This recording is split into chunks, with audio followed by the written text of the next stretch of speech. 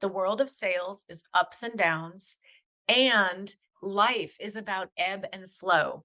If you had a flow all the time without any ebb, without, you wouldn't have a balance.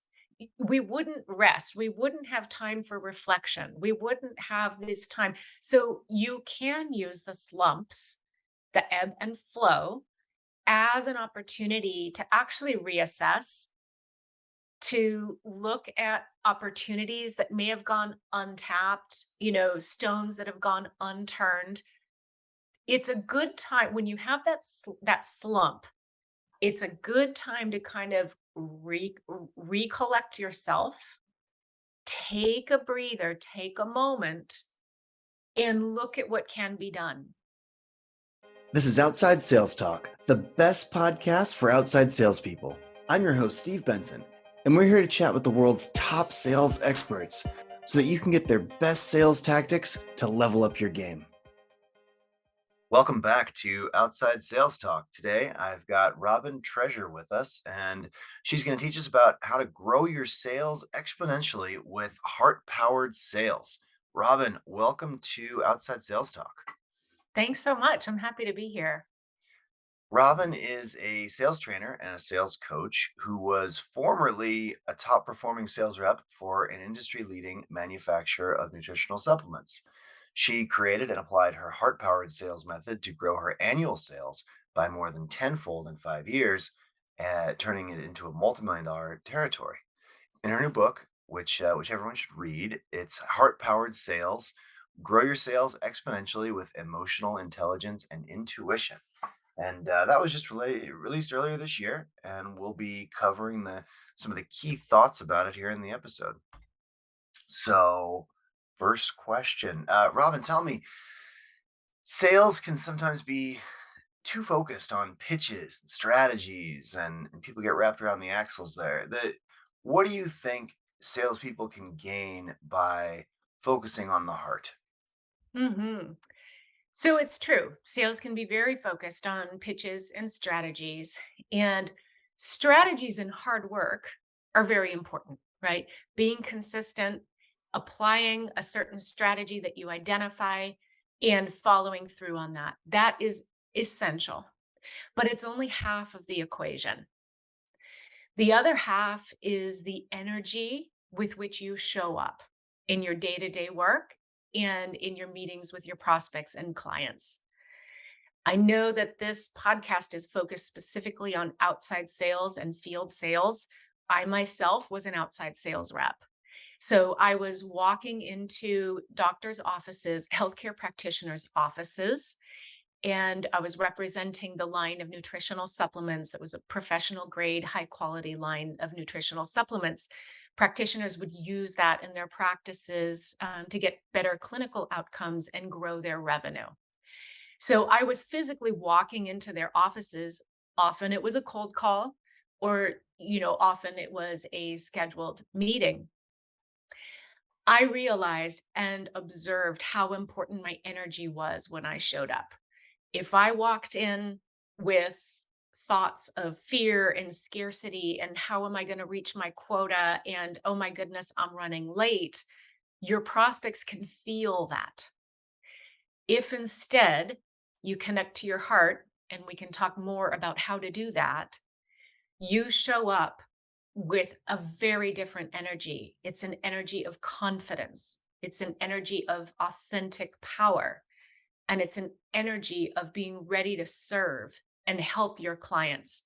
You're able to be present and focused on them rather than on your own concerns and motivations. So that's the difference that connecting to your heart can make in your day-to-day work.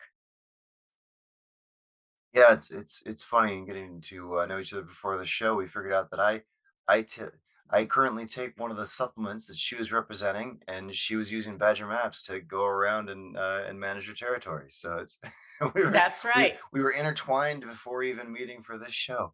That's exactly right. And I loved using Badger mapping. It was an incredible tool to use. And that's a part of the great strategies that you use to build to build your day-to-day work and get out there and discover new prospects and map things out and save yourself time. It's an incredible tool to use. I appreciate that, and the supplements you guys make were fantastic too. I still take them today. I've been taking them for probably 5 years. Great stuff. Awesome. Yeah, Designs for really, Health. The really good stuff. plug for those guys. Yes. Excellent line. Yeah. So let's talk about the book a bit. In the first chapter of your book, it's called "What's Love Got to Do with It." Yes. So, what tips on love can you teach us that Tina Turner hasn't already covered? Yeah. So what's love got to do with it? Well, we don't talk about love in a sales context very often, right? And Yeah, yet, I almost can't say it without tripping over it. I'm like, what can you yeah. teach me about love? Yes. Yes. That's right. Hey, It's giving me a little heart attack over here. Yeah, yeah, I know. I mean, it's not a part of the common conversation about sales. And yet love has so much to do with it. And I'll explain why. First of all, love, again, that's your source of power. That's your source of true power when you are connected to what you love. So that may be, what do you love about the product that you represent? What do you love about the service that you represent? Now, maybe you represent a line of office supplies and there's nothing to get excited about or really love about that product, but you can love what it does for people. You can love the value that it creates for your clients, for what it can do for them, right? For how it can save them time, increase their productivity, whatever it is. So tap into what you love about that product, and you're going to have an increased level of enthusiasm that your clients and prospects can feel. Also, what do you love about the clients that you serve? Do you love the opportunity to show up and help them with their problems?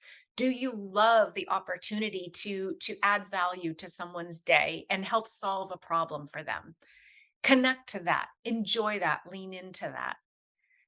And then finally, love is at the center of the most important decision you can ever make in your life, which is, do you live? You've probably heard this expression that's often attributed to Albert Einstein. Do you live in a friendly universe or in a hostile one? That's a really important decision that you can make. And I would swap out the word friendly for loving. Do you live in a loving universe that wants the best for you, where things will always work out for you in the end, even if it doesn't seem so in the middle of it? Once you make that decision, and if you commit to that decision that you do indeed live in a loving universe and that things are going to work out, you can trust, you can relax, you can stop striving, you can stop pushing for the sale. You can show up and just be calm and present and ready to serve. And that's when you're ready to connect to people on a more authentic level. Yeah, and this is really this really feels like a philosophy of deep positivity Mhm, and positivity and authenticity are mhm. and showing up with those kind of top of mind are so important in sales, right? People can read it on you, they can feel it on you. The They what really can. I think it really changes the way you build relationships. Mhm.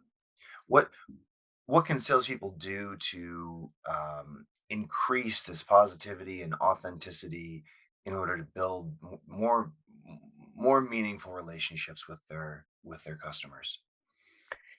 So, the way to build authentic relationships with your customers is to show up with curiosity, with a willingness to understand what's going on for your prospect and customer, and to temporarily suspend your attention and direct it away from your focus on this making the sale and being product centric. You want to shift away from being product centric, meaning just focusing on how what your product can do for people, and instead focus on what are their problems and concerns, And before rushing to your pitch, really seek to understand. So in my book, I talk about the new ABCs. So instead of always be closing, one of the three ABCs that I give is always be curious. Always be curious, meaning seek to really understand what's going on for your customer. So if they say, I want to grow my revenue, first of all, get clear on what that means. By what percent? Where are they now? Where do they want to be? What's holding them back? What opportunities are there? What roadblocks are there? Keep digging deeper until you truly understand the problem and the emotions that they might be feeling around that. That's how you build those authentic connections, is by really showing that you truly understand and that you can empathize. And empathy is around understanding someone's emotion, but it's also about understanding the general context of what they are presenting to you so that that prospect can say, wow, that person really gets me. That salesperson is not focused on selling that product. They're focused on really understanding me and my situation. And I feel like they really get me. That's where an authentic relationship is built. Yeah, and that's so important. I mean, if I think that's part of what makes the sales job fun too and rewarding is that you know, as I think back over my sales career, it's hundreds of relationships that I've had Mhm. that, you know, and a lot of them aren't super meaningful, but a lot of them are. And you know, it's that's been one of my favorite parts of the career path. Yes, and that comes back to the love that can be in sales, right? Where you really love and enjoy helping a client out. I took such joy in being able to help them make recommendations, help them strategize on their process for attracting new patients or for adding a new revenue stream to their practice. I took joy in it and it was fun and it was enjoyable. And when they feel comfortable enough to reach out to you and share their wins and you celebrate in their wins with them, you know you've built a real relationship there and it's authentic. And yet it's not, you're staying in your lane professionally. You're keeping the lines of communication focused on you helping them with their business objectives. You're not becoming overly palsy, because overly palsy and overly friendly is not really that authentic relationship building that we're talking about.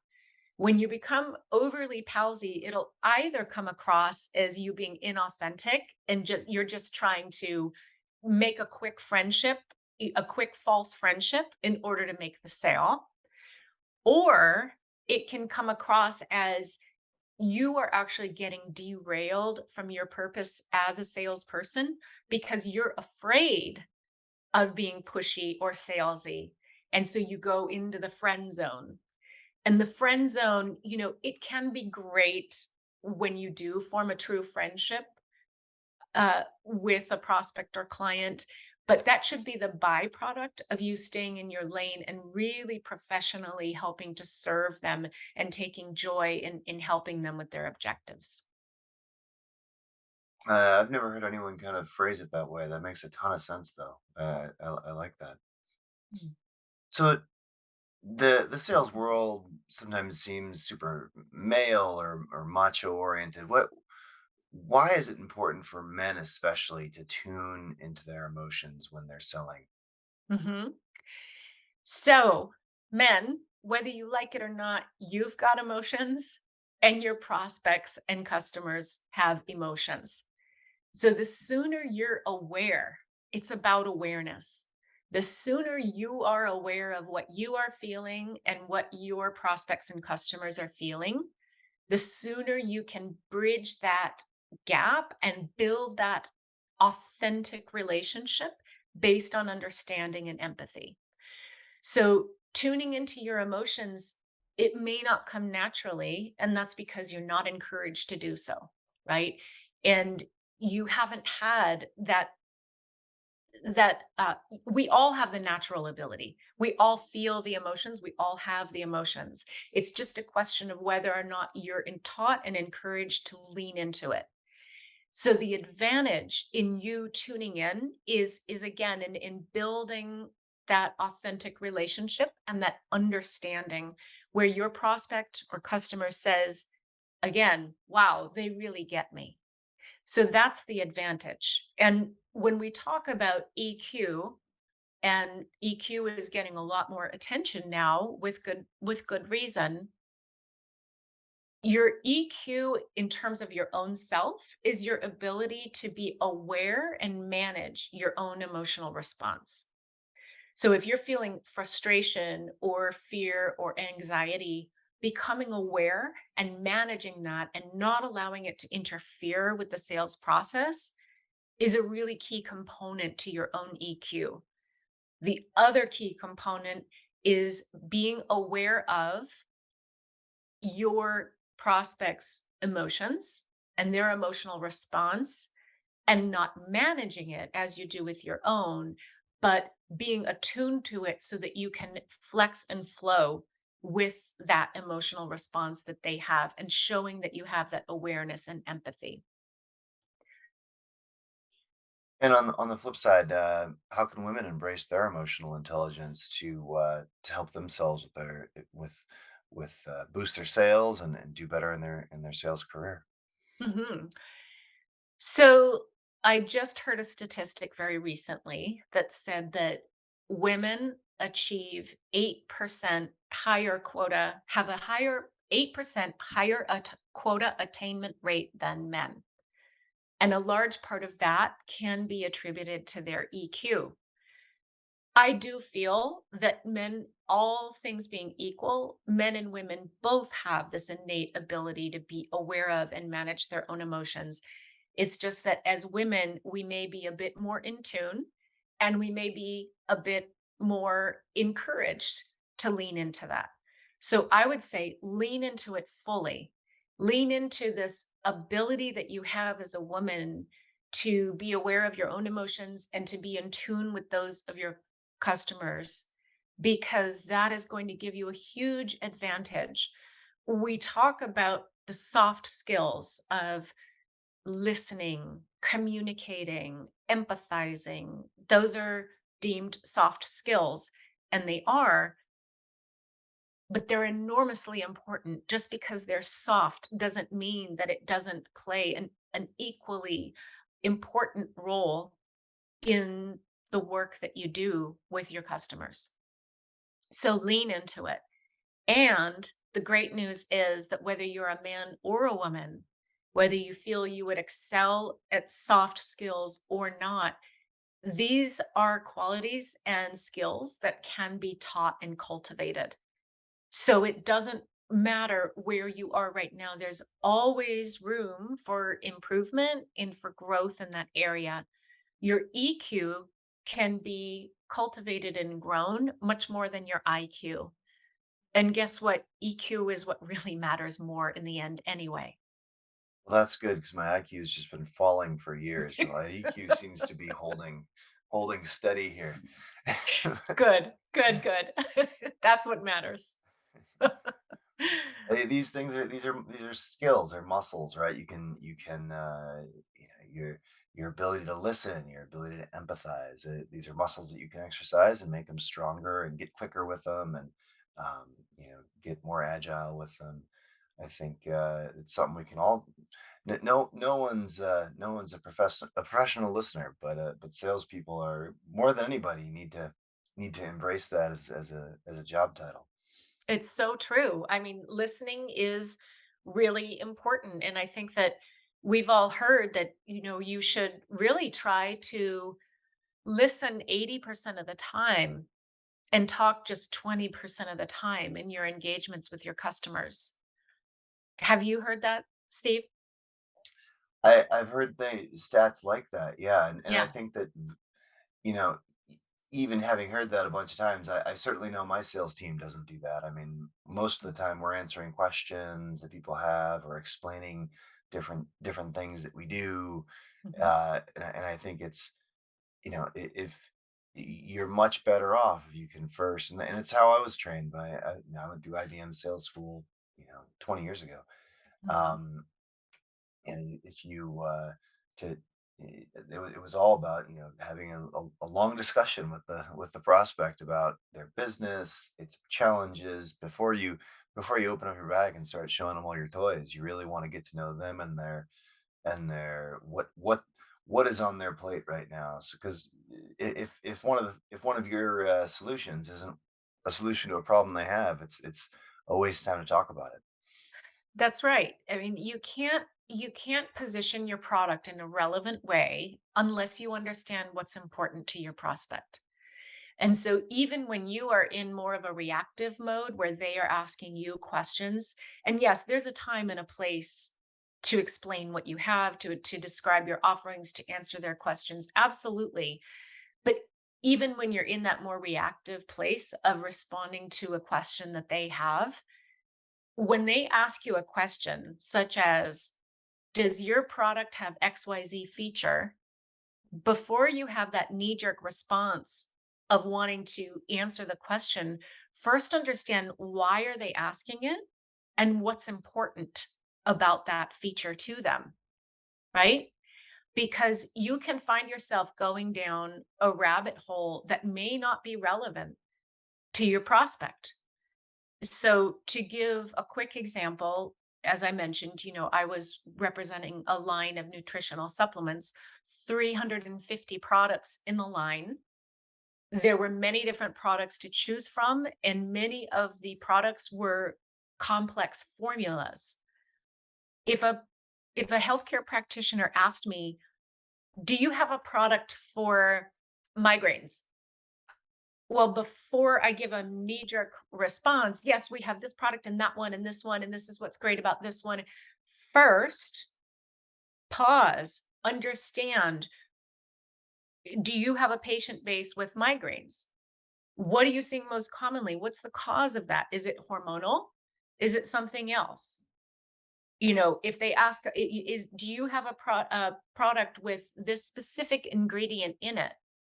You can answer, yes, we do, but first help me understand what's important to you about that ingredient, right? And Hmm. so you're always seeking to understand, like, where are they coming from? How much do they know about what they are asking? Or do you need to fill in the gaps? Do you want to avoid over explaining because they're actually very well informed? You just want to meet them where they're at. Yeah. And that could be such a tricky thing for salespeople, right? Like, and when I was selling IBM servers and software, like it was always over my head. What, because I was talking to someone who was using this, IBM servers and softwares, and I would I, it's the same if you're talking to a doctor about supplements. Like they're an expert in the human body. That's what they do, Yes. and and so I think we have to be very careful to not, eh, and this isn't the case of all sales jobs, but a lot of professional sales jobs where you're, explaining complex things to the professionals that actually use them. um, on the B2B side, you really have to be careful to understand where they're at on something. Because sometimes, you Hmm. might be talking to someone who knows nothing about servers, even though they're about to Hmm. buy $1 million of them. They're not the person who runs them. They got promoted into the CIO position from the software side, but they don't actually Yeah. touch the hardware. Yeah. Or it could be the opposite. They could have been elbows deep and flipping switches for the last 20 years, right? Yes. So, I think it's really important to know your customer and have that conversation and really know where they're at, and be able to ask the questions that you just mentioned, right? Like as things come up, be like get the background, get the context. And you get so much more than just, why they're interested when they start talking about it. You start to get a feel for, well, where are they coming from? What do they know? How deep is it? That's right. And they'll often, when you seek to get that clarification, you often get a lot more information about their current situation and what problems they've had. What have they tried in the past that has worked? What hasn't worked? There's so much rich information and data there that you can pick up on in those conversations when you keep opening it up to dialogue and just Mhm. keep it flowing rather than defaulting into your pitch about your product. Just keep making it relevant to them. Walk me through the 4 pillars of the heart-powered sales method that I've heard so much about.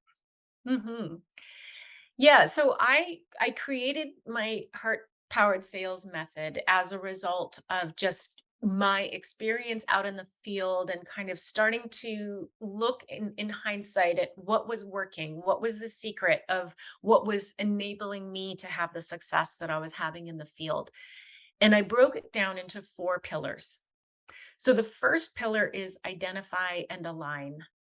What that means is identify your opportunities, your goals and targets, and your business plan for how to get there. And be sure to align your own missions, your own values with your company's values and mission, and with the opportunities that you see in the field where you can present yourself in a relevant and valuable way.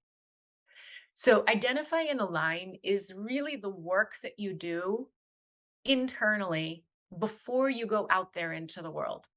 So that's also aligning your energy, aligning with your heart center, aligning in that way where you can really show up in a more confident and powerful way.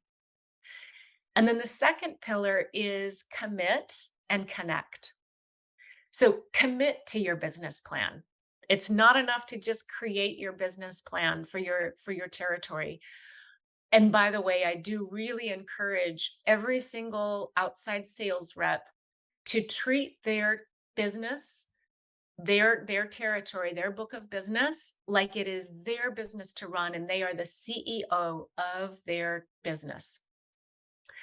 So that you are taking an entrepreneurial approach within your company. You're a microcosm within that larger company, but run your microcosm like it's your book of business and you're committing to your business plan that you've identified. And that means be consistent, keep following through on the actions that you've identified as being the cornerstones of your business plan.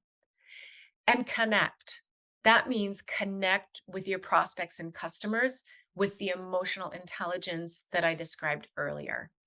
That's where you use your curiosity. That's where you keep reminding yourself to keep asking questions and seeking to understand.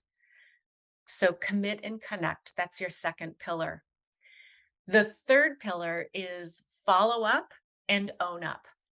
So follow up is the ugly little stepchild in our sales careers that most of us don't enjoy and don't like being good at. Keep following up. So that means follow through on what you've promised on for deliverables to your customers.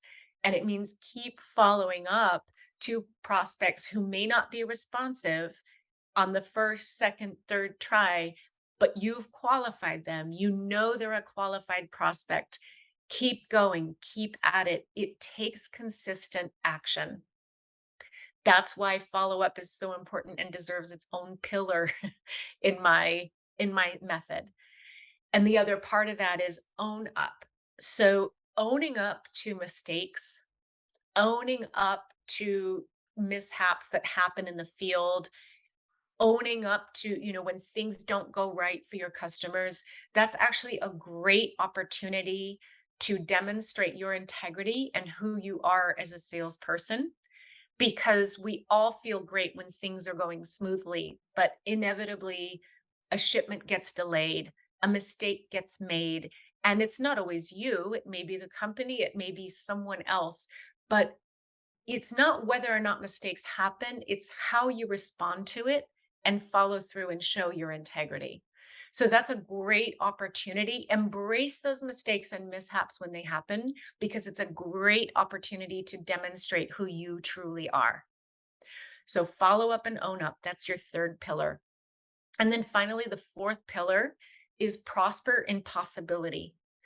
I really believe in the power of possibility thinking, which means opening your mind to infinite possibilities that are out there rather than having defeatist thinking and saying, I just don't have enough leads.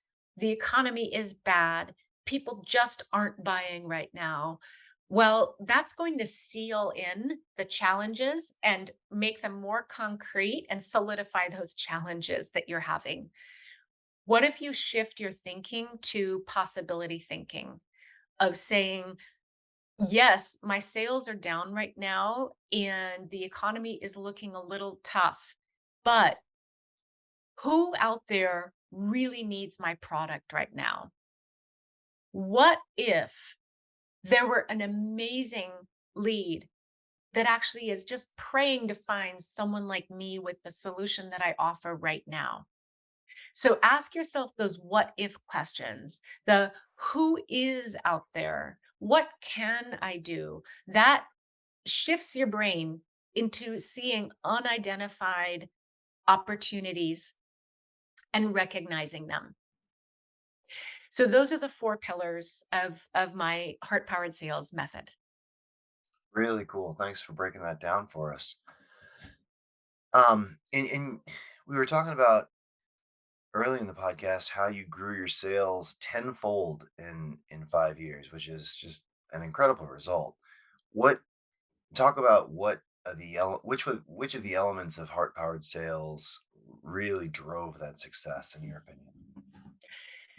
I think the biggest thing was just how much I loved helping people. And I know that it may sound a little trite and a little overly simplistic, but that's really the joy that I took in it. And that's why I approached my work each day with this excitement and looking forward to who can I help? Who can I help today? And that helped me to not focus too much on reaching my quota.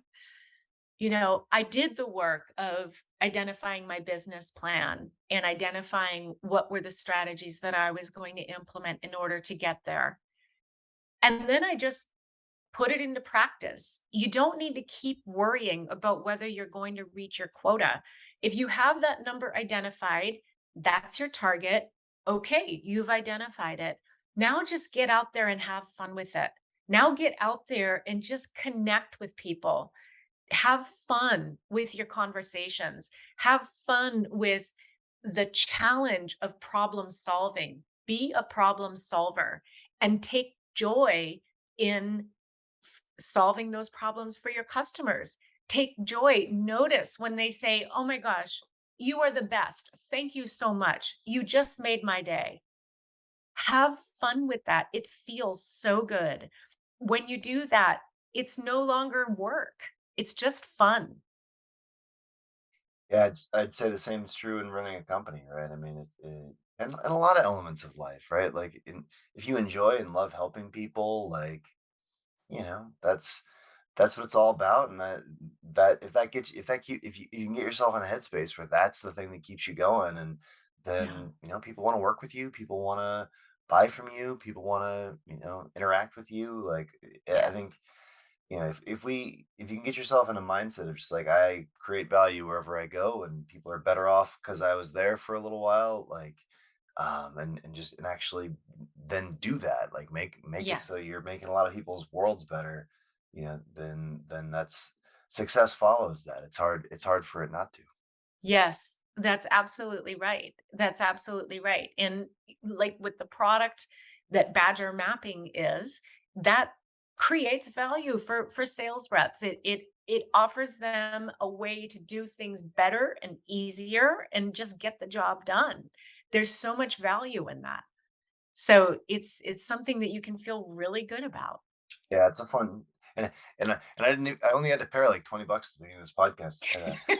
The the I know it's a fun thing about software is especially funny in this regard because only really useful software survives, right? If people don't like using it, they stop using it and it disappears in this world. It's a super competitive one, right? So Mhm. But like it's one of these spaces where like half the people I talk to all day are like, yeah, this really changed things for our team, and like they're we have created a lot of value with it. But it's funny because like I hardly touch the product these days. Like it's I'm like it's always fun to hear what people are doing with it and what they're how it's going for them, and like it's a funny thing about software is it's one of these things where it's off creating value at scale. You're not even around. It's weird. And that's a pretty incredible thing, right? It's it's really incredible. it's in the computers somehow. Does- it's able to do it. Yeah, Does it at scale? It's very strange stuff. It's everywhere. it's magical. Literally. Yes. Wait, so Amazon's web services are everywhere in the world? Yeah. Everywhere? Yeah. Yeah, Not right? not North Korea, I guess. Not China, but everywhere Yeah. else, it's all over the place. Yeah. Um, well, it what about when things aren't going well? How can a salesperson, I mean, these are tough times that we're in right now economically and it's in a lot of ways. What salespeople can go through sales slumps and especially with interest rates rising, people aren't making investments. A lot of sales are down right now, right? We're Mhm. likely looking into it, facing down the. I mean, it's October of 2022 right now. We're likely facing down the barrel of a recession. How can people use challenging moments in sales to their advantage? How can they build on that? Mhm. How can they take a challenging situation and get the most out of it, or turn things around and make it better? Yeah, so in sales, it is so natural to have ups and downs. Without the downs, you wouldn't have a nice up to follow it, See, that's the attitude. right? But it's Take true. that, 2020. Yeah, I mean and it's so hard when you're in it. It can be so hard, but that is the world of sales is ups and downs, and life is about ebb and flow. If you had a flow all the time without any ebb, without, you wouldn't have a balance. We wouldn't rest. We wouldn't have time for reflection. We wouldn't have this time. So you can use the slumps, the ebb and flow, as an opportunity to actually reassess, to look at opportunities that may have gone untapped, stones that have gone unturned. It's a good time when you have that slump. It's a good time to kind of recollect yourself, take a breather, take a moment, and look at what can be done. You can't charge full speed ahead all the time. You need to take some time to also reassess and re-examine things. You can't really do a good analysis of your territory if you're full speed ahead all the time. So, when you're getting the signs that things are slowing down, take advantage of that as an opportunity to go back to your dashboard, to look at your opportunities, to re-examine, maybe there's a prospect that you need to follow up with that you had forgotten about in the last couple of weeks. There are always opportunities to kind of just recollect yourself. The other thing is that when you're in a slump, that's when you can use that possibility thinking that I talked about. Okay. So rather than getting caught up in the story of this is a bad time, the economy is bad, the forecasts are bad, don't get caught up in the story. Allow yourself the moment of pause and reflection that the slump provides and engage in possibility thinking. What if? What if I found my next big whale client? What if in these difficult times this actually was the best opportunity for a new client, a new engagement to come about? So keep engaging in that possibility thinking. Now, it's easy to say when we're not in the midst of a crisis moment that feels really scary and challenging. When you feel like you're just not going to meet your quota and you're just really struggling, and Opportunities that you thought were great and in the pipeline suddenly dry up. But have perspective when you look back at what you've achieved in your sales career within the same company or across a trajectory over many different companies. What you'll see is that things do continue to grow and climb, even with the peaks and valleys. The overall trajectory is growth. So keep that broader perspective. I would add that when the pandemic started, I was still in my B2B sales role. And because we were in the nutritional supplement space at the beginning of the pandemic, that was actually a great time for us. We had a surge in demand, an incredible surge in demand, especially for immune boosting products, right? So we all had an incredible month in March 2020. We all had an incredible month. And then the next month, things really declined because people had stocked up, because people were prepared, because now we were uncertain, was this really, how long was this pandemic going to last? And so that uncertainty led to people pulling way back. And I fell into the trap of that fatalistic thinking of, in March, I felt like a superstar. And then in April, I started buying into the story. Things are going to collapse. The bottom's going to fall out. I'm a failure. I am just an imposter. I did great with my numbers then, but now I'm just a complete loser. I fell into that negative self talk and that story. What I needed to do, and what I did eventually do, is just re engage and look at the bigger picture of opportunity and possibility and what is the overall trend? The overall trend is one of growth. So just ride out those moments of those slumps. They're not forever. Yeah, great advice, and I think that the last few years have felt like a bunch of one-two punches, but I think it's a great the advice that you give is super sound. You know, to retool, think about where you can do better, think about where how can I steer the ship to go in a direction where we'll be successful. I mean, and that's uh, definitely resonates with me. I mean, the stuff you're saying, and we Yeah. definitely had to do a lot of this. I mean, obviously, selling to outside sales and field salespeople was during 2020 was a tough time, right? And even 2021, Yeah. things were slower and slower, Yeah. depending on where you were. Um, Yeah.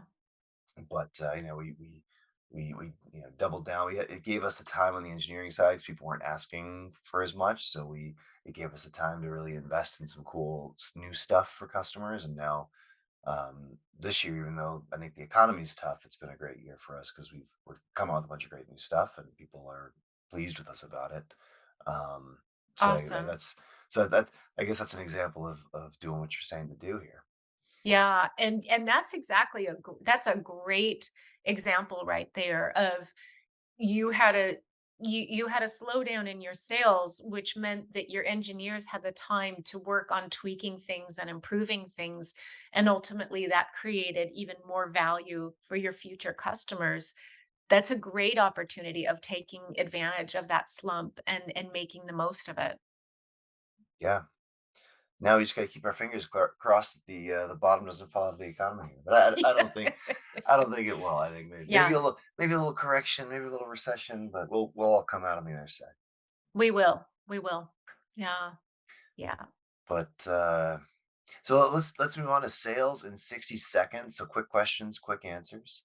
Mhm. First question: what's the first thing a salesperson should do when they are meeting with a new prospect? Mhm.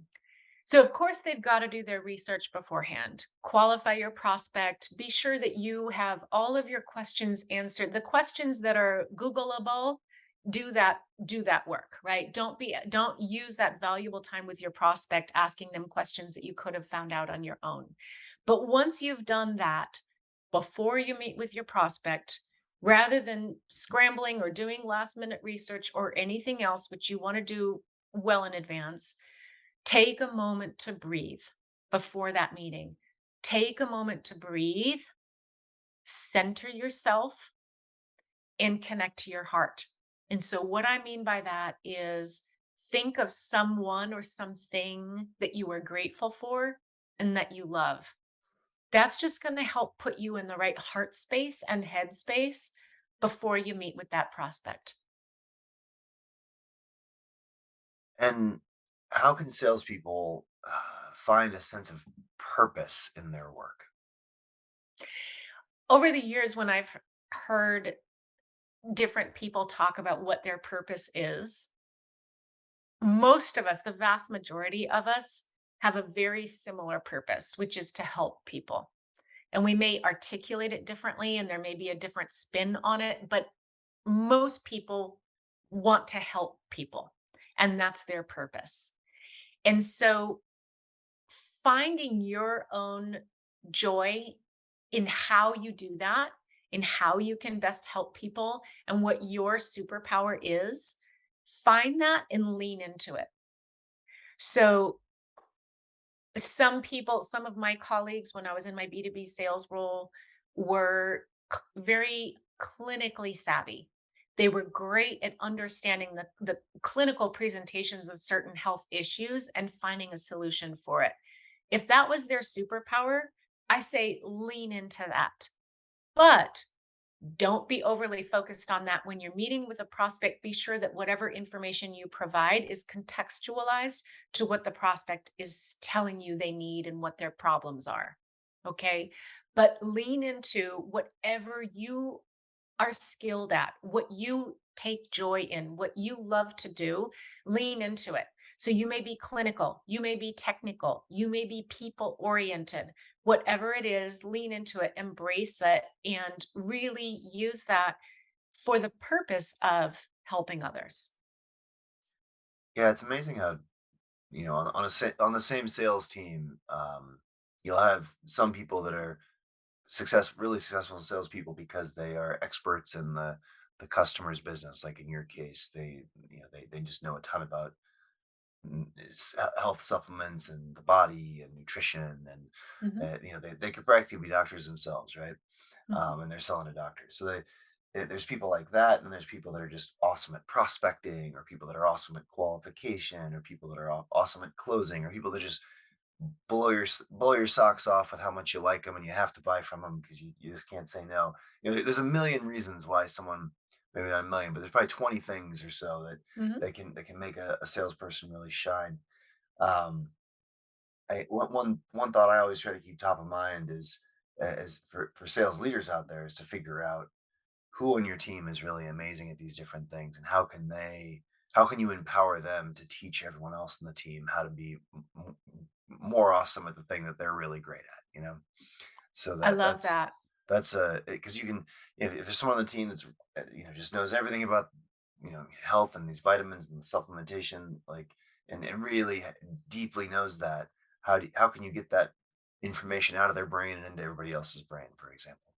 I love that. That's really empowering the team and helping them to help each other. And when one person teaches it, they learn it even more, right? You really learn by teaching. So that's how they really become masters at their own domain of expertise. The stuff you're talking about here today is really a new one for me. I mean, it's not. It's, I guess, just not one that I think about a lot. But the attitude, the love, the empowerment, like Mhm, um, I it's a harder one to identify. Why is this person on my team doing so well? Like, are they great at mhm. qualifying? It's like, well, is it possible that they're just a really positive person who likes to help people and rubs people the right way as a result? And Yeah. and they're in the right headspace all the time, so the rejections don't hurt them. They bounce off of them, and uh, this is probably something, it's probably something that's harder to have someone on your team coach others, but maybe an outside coach for, or just, but I think this is a really important thing that you're talking about today, and getting this, actually actualizing this and making it a part of your sales practice could have a lot of benefit for people, I think. Yeah, it can be very powerful. Very powerful. Yes. Yeah. What What about habits? What daily habits should every outside sales rep have in their in that they should practice every day? Consistency. Consistency, and that's not a very sexy or fun answer, but consistency in your day. So daily habits, of course, will imply consistency, right? But it's truly about what are you doing day in and day out without fail. I recently read a book called The Consistency Chain, and they talk about, it's not necessarily that one thing, it's not the magic ingredients in that one thing or that one action or that one tactic that you take. It's the consistency of it, it's doing it every single day. And so, as salespeople, what's your strategy with follow up? How often are you going to follow up with a certain prospect? How quickly do you follow through with deliverables that you've promised? Make that a consistent daily action and a daily habit. So consistency, in a word, is what matters. Yeah, that's a good one. And I think consistency can be on a weekly or monthly basis too. Like Mhm. there's a bunch of things that I'll try to do like for a half hour every week, but by doing it for a half hour every week, it may be some task or reaching out to some group of people that are managing something. But I'll schedule it on my calendar, and that helps me. It's amazing how much you get done if you do it 50 times for a short period of time over the course of a year. You're like, oh, that really has moved along because I only had to do a few things for it, but once a week it adds up. That's exactly right. Yeah, maybe the cadence isn't every day, but it's weekly. And after 52 weeks of that, you create results. And so, yes, it's the consistency of it. It's not the thing itself that does it. So, yeah, there's so much power in that. What about differentiation? How can sales reps differentiate themselves with their prospects in today's sales environment? Become problem centric, not product centric. Focus on the problem that your prospect has that you can solve. Seek to understand their problem to a greater depth than anyone else understands it, and you will stand out. What's the best piece of sales advice that you've ever received? I remember sitting in my car with my regional sales director years ago when he was doing a ride along, and we parked in front of a customer's office, and he says to me, "What do you want out of this meeting?" And I was like, what do you mean?" And he said, "What's your Money? money? I want to make the sale." Right? Because that's just, we just think in this amorphous term, like I want to make the sale. What does that mean? The sale is built up of many micro commitments and small yeses and steps along the way.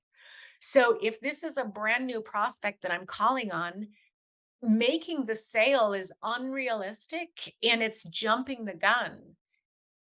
Get really clear on what's your objective. Well, when I walk into that meeting, I want to have my objective is to secure the next step, which may be a meeting, a scheduled meeting that we schedule for next week. That's your objective. If it's with an existing customer and you want to understand, how did it go with this product, this new product that they tried, maybe that's your objective. Your objective is to seek to understand how are they implementing, and can they get, how to maximize the success that they get with your product. So get really clear, have clear objectives. Making the sale is probably one of the last clear objectives that you want. There are many steps to get there, so get clear on that objective. And that's one of the best advice that was ever given to me. And in that moment, when he asked me, it completely stumped me. I had no idea what to answer. And I still remember it to this day, and how painfully common it is that people are not clear on what their objective is when they go into a meeting. Yeah, I always like to have the next step top of mind. before CRM systems existed, I had a spreadsheet, and next step was one of the columns. It was like name, phone number, email, next step, and Mhm. like because all the notes, all the history and everything that was secondary to like what is the next thing I'm trying to accomplish here? Because sometimes people would just like sometimes people call you and you're like, where am I with this guy? And so always having that next step very accessible. I don't know if it's in a field in the CRM or if it's or where it's at, um, but having that next step stored somewhere and really at your fingertips so you can before you walk into a meeting just know what is my goal here? What is my objective? What am I doing? Yes. That's right, and really it should be in the CRM. It should be documented, right? It Hmm. shouldn't just be in your mind, it can be easily forgotten or confused Yeah, with someone else. you can't remember this stuff because there's, Mm-mm. I know the experts say there's 5 sales steps, but really there's like 30 and like there's lots of Yes, it's lots of little steps. So you gotta know yes. exactly which okay, I did this with this guy, so let's no, next I gotta accomplish this. This is kind of the next thing we're working on. Mhm, mhm. That's exactly right. Get to that next step and be clear on what it is. Yeah. As an actionable takeaway, how can the salespeople listening today start selling better in the field by connecting with their heart's energy? So they really wanna just get clear on what motivates them, what is their purpose, how can their product make people's lives better, and then what's your action plan to implement that. Have your business plan for your territory. Again, run it like it's your own business. What's your plan for that? How many contacts will you reach out to each day? What's your plan for follow up? Just have all of that be clearly identified and then put it into action. And here's the catch: when you start implementing and putting things into action, don't expect that the action will directly yield the results. There isn't always a direct cause and effect relationship, but it's you putting in the effort, like doing the reps with your bicep curls at the gym. It's putting in the effort that over time does yield the results, because we talked about consistency, and you're putting the energy out there and the message out there that you care and that you're doing the work. The results may come from out of left field. The results may come from an inbound prospect that was not on your radar and suddenly becomes a big customer. But you doing the work all along the way is what brings that new, seemingly unrelated, unidentified prospect into your orbit. So that's how it all happens.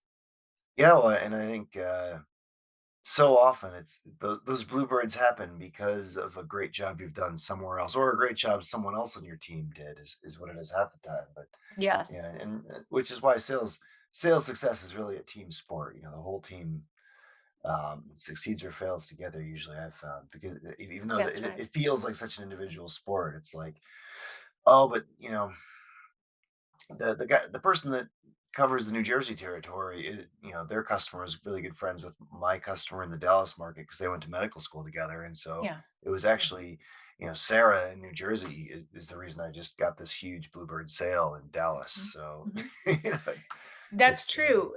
You're absolutely right, and I'm glad you mentioned that. It really is a team sport. It's everyone believing in and working toward a common objective.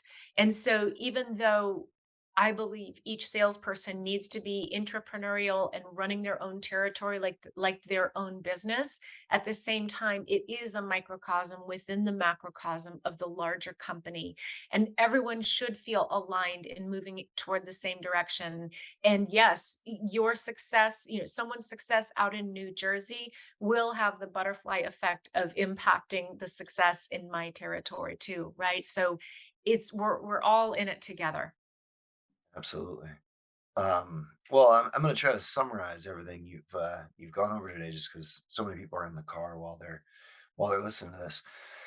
So strategies and pitches are only half the work. Energy and how you show up is the other half. And so it's very important to think about those elements of how you're doing in sales, and how you're showing up, and how you come across, and what your mental state is. If you connect with your heart and you show up with confidence and authentic power, so you're ready to serve your prospects, that's really the headspace that you can be successful in. Love is the source of true power, and you want to work to connect with what you love. And you might want to tap into what you love about your product. You might want to tap into the value you create for your clients, but that's what we mean when we say tap into the love is like, if you really love creating value for your customers, if you really love your product, then it makes it so much better for you to sell. And I've said this before, I'm sure, but it's really important to believe in your product and love your product. And if you don't, then you should probably switch companies, I think, because if if you don't think that you have a great product, if you're you know selling vitamins that you think aren't as good as the other vitamins out there, for example, and supplements and that sort of thing, then you're better off going to the great company and selling for them, because then you can really love the thing that you're selling. And I think that helps you be way more successful. Build relationships by showing up with curiosity and a willingness to understand what's going on with your customer beyond just the scope of your product. Try to understand their whole business, and the more you can learn about that and be curious about that, uh, the better you'll actually be able to serve them and map the value of your product to their business. We all have emotions. You want to lean into those. You can use your EQ to better manage your emotional response with your prospects, and also to work on understanding your prospects' emotional response so that you can better adapt to them in real time. You can't position your product in a relevant way unless you really understand what's important to your prospect. And so you do that by listening, by understanding their business, by really putting yourself in their shoes and empathizing. When your prospect asks you a question, understand why they're asking that question, and why they're interested in the thing they're asking. Because sometimes there's a question behind the question, and um, understanding the context of their questions, and asking questions back to give you even more context. Robin gave a great strategy on how to do that. Um, it, that makes it much more of a conversation and gives you a lot more color behind what your prospect is thinking.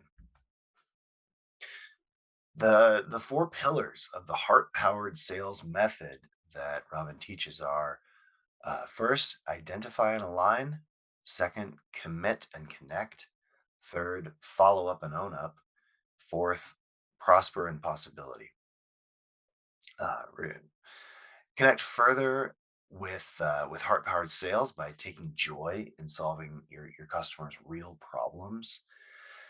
And you can use slumps or bad times as an opportunity to reassess, take a breather, and look at what can be done differently. Uh, don't don't get caught up in difficult times. Focus on possibility thinking and what can be. Robin, this has been just fantastic advice and really some cool thoughts that I've really enjoyed hearing from you. Where can our listeners read more about your work? What's the best way to reach out to you? Well, thanks so much. I've really enjoyed our conversation. So, if readers want to check out my book, they can find my book, Heart Powered Sales, on Amazon. And it's available in paperback or ebook or Audible, which I recorded myself. So, all three versions are available on Amazon. If you want to learn more about me and about what I do as a sales trainer and sales coach, you can go to robintreasure.com, and you can feel free to reach out to me through my website as well. One more thing, I do like to be on LinkedIn. So if you'd like to connect with me on LinkedIn, please do so. Awesome. Well, this has been a a great episode of the Outside Sales Talk. Thanks, Robin, for being here with us. If you work in field sales, you'll love Badger Maps. It's the number one route planner. Helps you sell 20% more, drive 20% less. You can get a free trial at badgermapping.com today. And if anyone can think of any other sales reps that would benefit from all the stuff that Robin taught us today, definitely share the love and forward this on to them. Robin, thanks for being here. Thank you. Thank you. Bye bye. Take care.